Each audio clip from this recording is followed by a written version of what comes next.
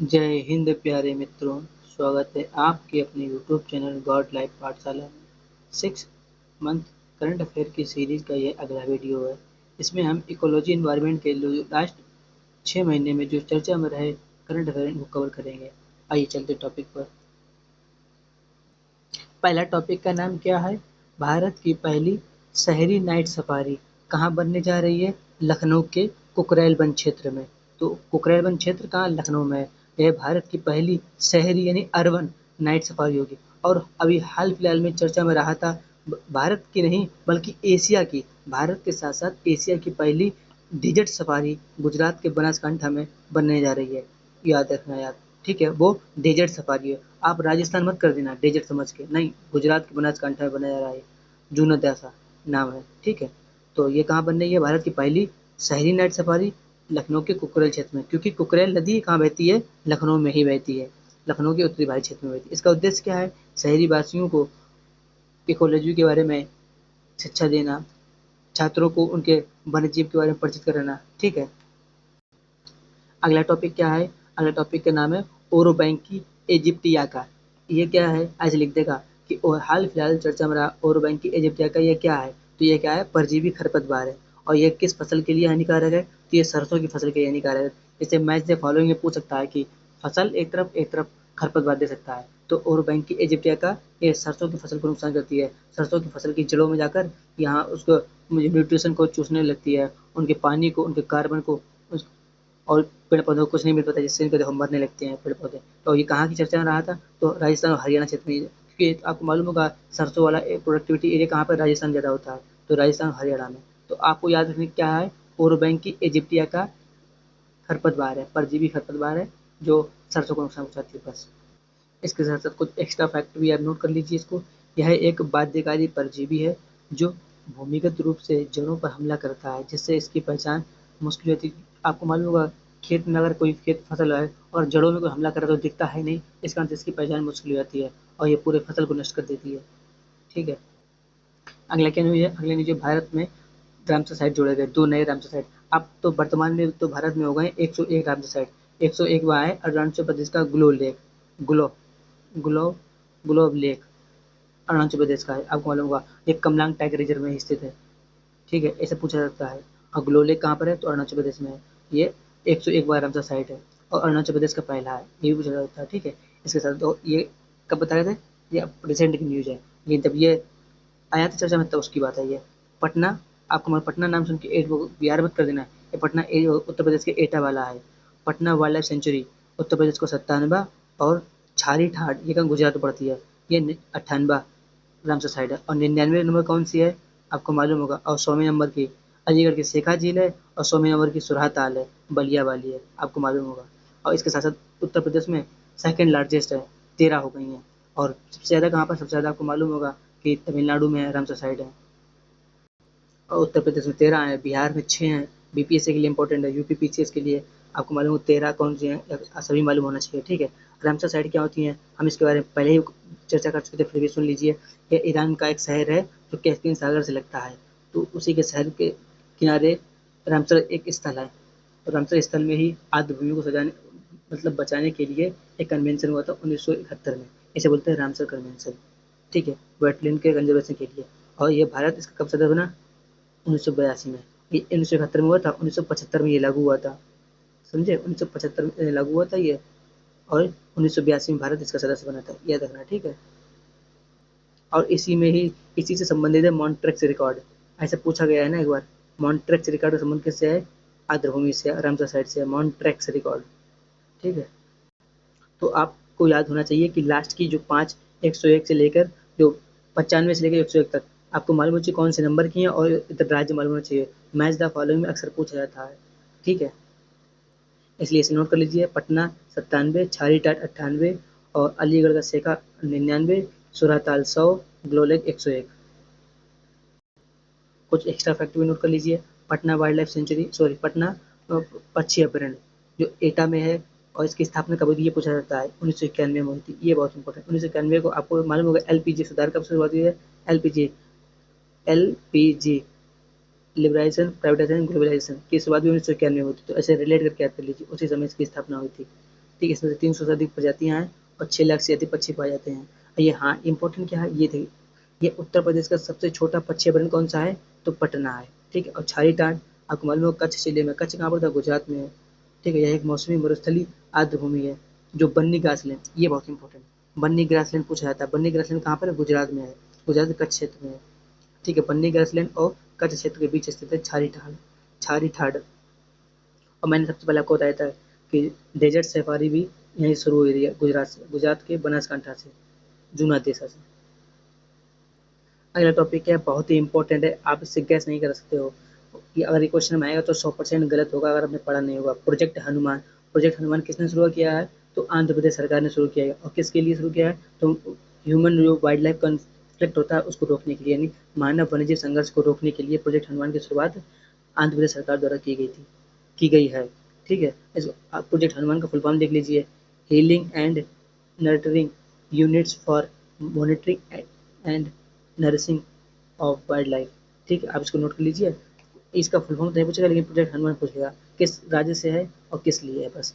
इसके तहत 100 वाहन और 4 बचाव केंद्र स्थापित करेंगे। इतना इंपॉर्टेंट है, बस इतना इंपॉर्टेंट है। ठीक है, प्रोजेक्ट हनुमान मानव वन्यजीव संघर्ष को रोकने के लिए आंध्र प्रदेश सरकार द्वारा।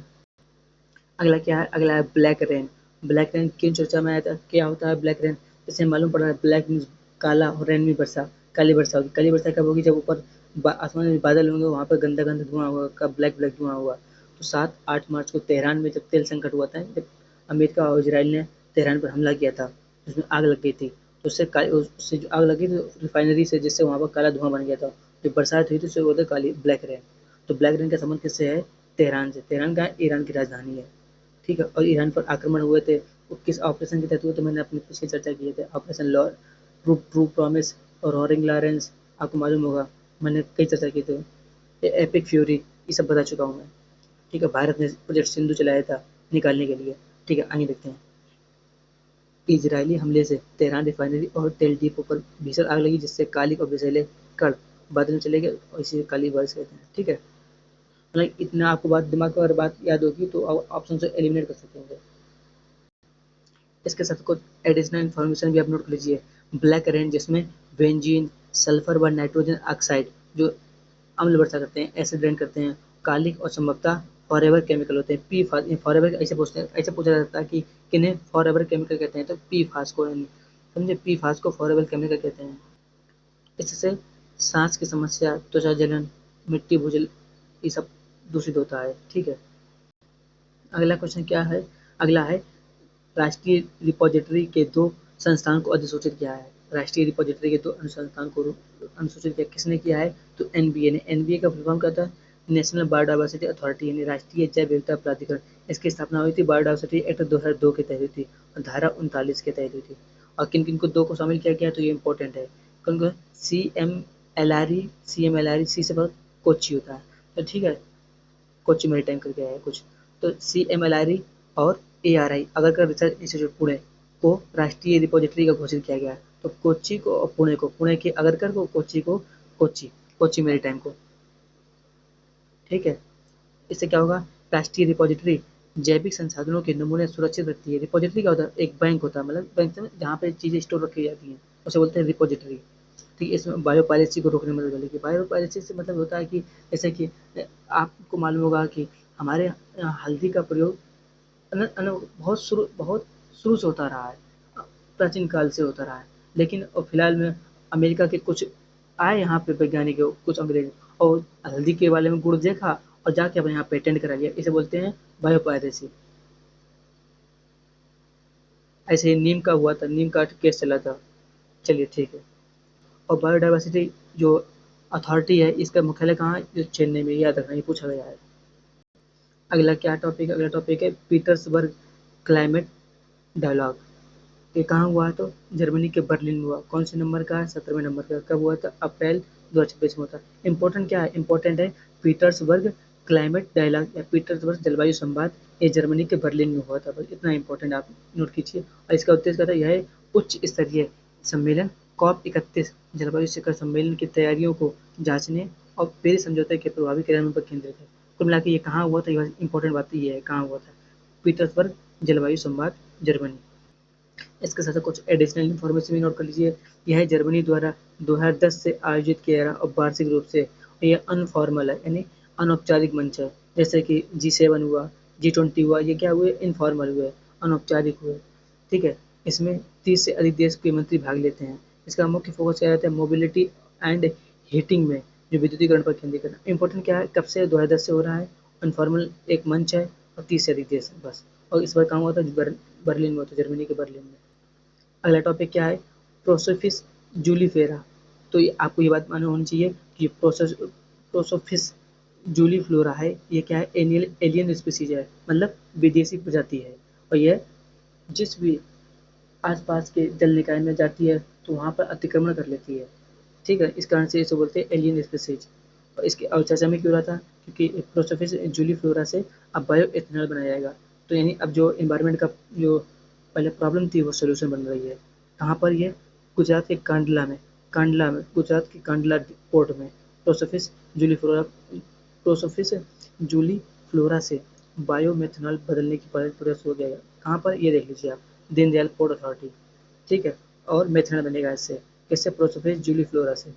ठीक है, आक्रामक खरपतवार है, कहाँ की मूलतः, मैक्सिको की है। मैक्सिको कहाँ पड़ता है, ये उत्तर अमेरिका, मैक्सिको, दक्षिण अमेरिका और कैरिबियन क्षेत्र की है मूलतः। ये इंपॉर्टेंट है, नोट कर लीजिए।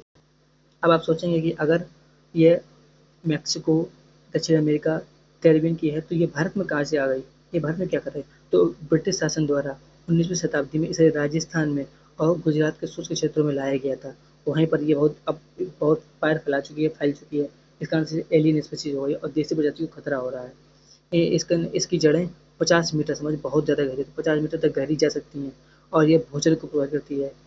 इंपॉर्टेंट है। ठीक है, इस कारण से अब ये जो प्रॉब्लम थी अब ये सोल्यूशन बन रही है, इससे बनेगा बायोमेथनॉल। कांडला पोर्ट अथॉरिटी बनाएगा इससे। अगला टॉपिक है फूड प्लेनेट प्राइज 2026। इसे ये किसे मिला है, तो आंध्र प्रदेश समुदाय प्रबंधित प्राकृतिक कृषि, यानी Andhra Pradesh community natural farming को, याद रखना, आंध्र प्रदेश के कम्युनिटी नेचुरल फार्मिंग को ये सम्मान मिला है, फूड प्लेनेट प्राइज। कहाँ मिलता है, ये कौन देता है, तो स्वीडन में दिया जाएगा इसका, ये फूड प्लेनेट प्राइज। यह वैश्विक खाद्य प्रणालियों में परिवर्तन हेतु दिए जाने वाला विश्व का सबसे बड़ा पर्यावरणीय पुरस्कार है। याद रखना, विश्व का सबसे बड़ा पर्यावरणीय पुरस्कार है, वो भी खाद्य क्षेत्र में। ठीक है, कैसे मिला, आंध्र प्रदेश के कम्युनिटी नेचुरल फार्मिंग को। और आंध्र प्रदेश में मैंने आपको बताया था प्रोजेक्ट हनुमान। और अब ये आप कहेंगे ये पुरस्कार देता कौन है, ये भी तो पूछा जाता है। तो कर्ट वर्ग फोर्स फाउंडेशन देता है, ये रखना, कर्ट, याद रखना, कर्ट। तो फसल होती है, काटते से देखो कर्ट है, तो फूड को काटते हैं इस कारण से। तो फूड प्राइज पुरस्कार कितने मिला, फूड प्लेनेट पुरस्कार मिला है कर्ट वर्ग फोर्स फाउंडेशन। ये कहाँ पर, स्वीडन में मिलता है। ठीक है, और किसे मिला था, आंध्र प्रदेश के रायतू को। ये रायतू संस्था, रायतू साधिकार संस्था द्वारा शुरू किया गया था। ठीक है, अगला टॉपिक बहुत ही मोस्ट इंपोर्टेंट है, पूछा जा सकता है कि यूनाइटेड नेशन कार्बन मार्केट ने पेरिस समझौते के अनुच्छेद 6.4 के तहत म्यांमार की स्वच्छ खाना पकाने हेतु परियोजना के लिए पहला कार्बन क्रेडिट जारी किया है। तो पहला कार्बन क्रेडिट किसे मिला है, म्यांमार को मिला है, उसके स्वच्छ खाना बनाने वाली पद्धति के लिए। और यह कार्बन मार्केट की शुरुआत कैसे हुई थी, कार्बन मार्केट का संबंध है पेरिस जलवायु समझौते। पेरिस जलवायु समझौता कब हुआ था, पेरिस समझौता हुआ था 2015 में हुआ था, आपको मालूम होगा। और इसका एक अनुच्छेद है 6.4 जो कार्बन क्रेडिट की बात करता है। और पहला कार्बन क्रेडिट म्यांमार को मिला है स्वच्छ खाना बनाने वाली तकनीक के लिए या एक पद्धति के लिए। इस परियोजना में लकड़ी के चूल्हे की जगह स्वच्छ चूल्हे लगाए जाते हैं, जिससे उत्सर्जन और वनों की कटाई और घरों में जो प्रदूषण होता है इन सब में लगाम लगती है। तो यहाँ इंपॉर्टेंट क्या है, कार्बन मार्केट है और पेरिस समझौता है और इसका अनुच्छेद 6.4 है। और कैसे मिला पहला कार्बन क्रेडिट, तो म्यांमार को मिला स्वच्छ खाना के लिए। और इसके साथ साथ कार्बन क्रेडिट एक व्यापार योग्य, यानी ट्रेडेबल व्यापार योग्य प्रमाण पत्र होता है, इसका व्यापार किया जाता है। जैसे आपको टारगेट मिला है कि किसी कंपनी को टारगेट मिला है कि 30 टन से ज़्यादा कार्बन उत्सर्जन नहीं होना चाहिए और उसने कर दिया 35 टन, तो उसने 5 टन एक्स्ट्रा कर दिया, तो उसे 5 टन के बराबर बाजार से कार्बन क्रेडिट खरीदना पड़ेगा। तो जब कार्बन क्रेडिट बाजार में खरीदेगा और जिसका एक दूसरी कंपनी है उसे भी 30 टन का टारगेट मिला था, लेकिन उसने अच्छे काम से, अच्छे टेक्नोलॉजी से, ग्रीन टेक्नोलॉजी से मात्र 25 टन ही उत्पादन किया, तो 5 टन इसके पास सरप्लस हो गया और ये बेच देगा, ये 35 वाला खरीद लेगा। तो ये ट्रेडेबल, इसे बोलते हैं ट्रेडेबल, यानी व्यापार योग्य है। ठीक है। यह व्यापारी प्रमाण पत्र है। फिर 1 मीट्रिक टन कार्बन डाइऑक्साइड के उत्सर्जन की कमी दिखाता है, जो 1 मीट्रिक टन कार्बन डाइऑक्साइड उत्सर्जन की कमी दिखाता है। तो ऐसे पूछ दिया कि एक कार्बन क्रेडिट बराबर कितना होता है, तो एक कार्बन क्रेडिट बराबर होता है 1 मीट्रिक टन CO2 उत्सर्जन में कमी। यह है क्योटो प्रोटोकॉल के CDM कि आर्टिकल 6.4 में जैसे मैंने आपको बताया के बदले में पहली प्रोजेक्ट है। कौन सा है आपको मैंने आपको बताया, म्यांमार की, ठीक, खाना बनाने वाली प्रोजेक्ट। यहाँ CDM तो पूछ क्लीन डेवलप मैकेनिज्म, ठीक है। अगला टॉपिक क्या है, अगला टॉपिक है स्मार्ट सीड कोटिंग तकनीक। ये इंपॉर्टेंट है और किसने विकसित किया है इसे, ICR, Indian council of agriculture research, ICAR और IIOR यानी भारतीय तिलहन अनुसंधान संस्थान जो हैदराबाद में है, इसने इसे पेटेंट करा लिया है। और ये क्या है, इसमें जो बायोपॉलीमर आधारित स्मार्ट सीड कोटिंग तकनीक है, किसमें इसका किसने प्रयोग किया, किस तकनीक का, बायोपॉलीमर आधारित स्मार्ट सीड कोटिंग तकनीक, बायोपॉलीमर आधारित स्मार्ट सीड कोटिंग तकनीक, इसे ICAR भारतीय तिलहन अनुसंधान संस्थान हैदराबाद ने शुरू किया है। इसका उद्देश्य क्या है, जलवायु प्रतिरोधी कृषि जो फसलें हैं उनको बढ़ावा देना, सूखा, जो अनियमित बाढ़ होती है या वर्षा होती है और जो मौसम का पैटर्न बदल रहा है उससे फसल की रक्षा करना। यह तकनीक बीज पर बायोडिग्रेडेबल समझे, जो अपघटित हो जाए, उसे बोलते हैं बायोडिग्रेडेबल। तो यह बीज पर बायोडिग्रेडेबल बायोपॉलीमर की परत लाभकारी सूक्ष्मजीव जो जो लाभदायक बैक्टीरिया होते हैं उनसे पोषक तत्व पहुंचाती है, ठीक है। ये देख लेना कि इसमें बायोडिग्रेडेबल पॉलीमर की परत चढ़ी होती है, बस इतनी याद रखिए, बायोडिग्रेडेबल। तो यह पोषण सुरक्षा, खाद्य सुरक्षा, जैविक सहायता, इन सब में एक महत्वपूर्ण मील का पत्थर साबित हो सकती है। किसने, ICAR भारतीय तिलहन अनुसंधान संस्थान हैदराबाद। परीक्षण में मक्का, चना, कपास और सरसों की प्रोडक्टिविटी में 12 से 35% यानी 37% की वृद्धि देखी गई है। देखिए अभी इस तकनीक के द्वारा जब परीक्षण हुआ है तो जो फसल की प्रोडक्टिविटी है उसमें 12 से 37% की वृद्धि हुई है। अगला क्या है, भारत का 100वां रामसर स्थल मैंने बता ही चुके आपको, बलिया में है। जयप्रकाश नारायण जैसे सुरहाताल भी होते हैं, 100वां है, ठीक है। गंगा नदी के मार्ग बदलने से बना है ये, ठीक है। और 12 मासी इंपॉर्टेंट, ये है 12 मासी ऑक्सबो लेक है। ऑक्सबो लेक जैसे आपको मालूम होगा कि जब नदियाँ ऐसे से बहती हैं, ऐसे से बहती हैं, ऐसे से बहती हैं, जब ये भाग कट जाता है, ऐसे करके कट जाता है तो इसे बोलते हैं ऑक्सबो लेक, ठीक है। तो यही झील है, इसे बोलते हैं ऑक्सबो लेक। इसके साथ कुछ एक्स्ट्रा और नोट लीजिए, जैसे मैंने पहले बता चुका हूँ 1991 में से इस 1991 में इसे वन्य जीव अभयारण्य घोषित किया गया था और 2002 में जयप्रकाश नाम भी दिया गया इसे। जयप्रकाश नारायण, आपने पढ़ा होगा JP मूवमेंट, इसकी शुरुआत कब हुई थी और संपूर्ण क्रांति की शुरुआत कब हुई थी, आप हमें मुझे बताइए। संपूर्ण क्रांति JP मूवमेंट आपस में संबंधित है, इतना मैंने आपको हिंट दे दिया, आप हमें कमेंट बॉक्स में बताना क्या है ये, ठीक है। और ये सुरताल है, ये सेंट्रल एशियन फ्लाईवे का हिस्सा है। ये रहा आपके लिए क्वेश्चन। प्रोजेक्ट हनुमान किस राज्य सरकार द्वारा शुरू किया गया और इसका लक्ष्य क्या है, आप हमें कमेंट बॉक्स में बताएंगे, ठीक है। तब तक के लिए जय श्री श्याम, धन्यवाद।